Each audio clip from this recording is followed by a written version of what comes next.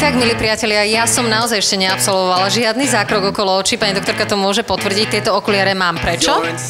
Pretože samozrejme laserové žiarenie môže poškodiť zrak, takže všetci v miestnosti, v ktorej sa pracuje s laserom, musia mať špeciálne okuliare. No, Monika Haklová je opäť našou modelkou. Monika, ahoj ešte raz. Ahoj, ahoj. Dámy a páni, Monika Haklová má veľký problém s pigmentáciou na čele. Áno, vlastne zo slnka a hormonálne zmeny. No a pani doktorka Novotná je práve ten človek, ktorý sa bude snažiť Monike pomôcť. Ako?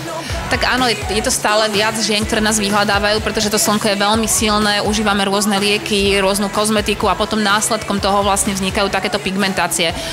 Pani doktorka Lipková bude demonštrovať vlastne ten zákrok, ako bude vyzerať, preto musíme mať okuliare. Tak poďme na to, aj s tými okuliarmi. Samozrejme, pacientka musí mať takisto zrak chránený, pretože tak ako sme hovorili, že predchádzajúci laser jeho cieľovou štruktúrou je voda, tak u tohto lasera práve cieľovou štruktúrou je pigment.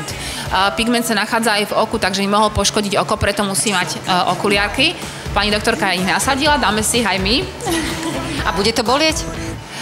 Myslím, že nie je to bolesť, je to skôr nepríjemný pocit, je to také štipnutie. Monika povie, hej.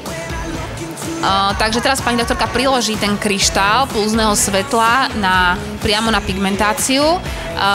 Vyjde impuls, ktorý vlastne... Bolelo, Monika?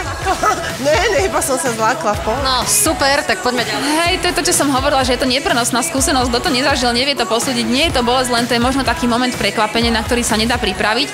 A vlastne to svetlo prechádza cez kožu nepoškodí a vnútri v koži vznikne tepelná reakcia zhruba 60 stupňov Celzia, pri ktorej dojde k poškodeniu toho pigmentu, ktorý sa následne do 10 dní vstreba. No ja musím ti dať otázku. Je na trhu veľmi veľa krémov, ktoré sľubujú vybielenie pokožky a tým pádom teda, že stratu tých pigmentových škvrn. Napriek tomu veľa žien má naozaj veľký problém. Či už okolo hornej pery, vyzerá to ako keby sme mali fúziky, alebo pod očami. Je možné iným spôsobom ako týmto odstrániť pigmentové škvrny?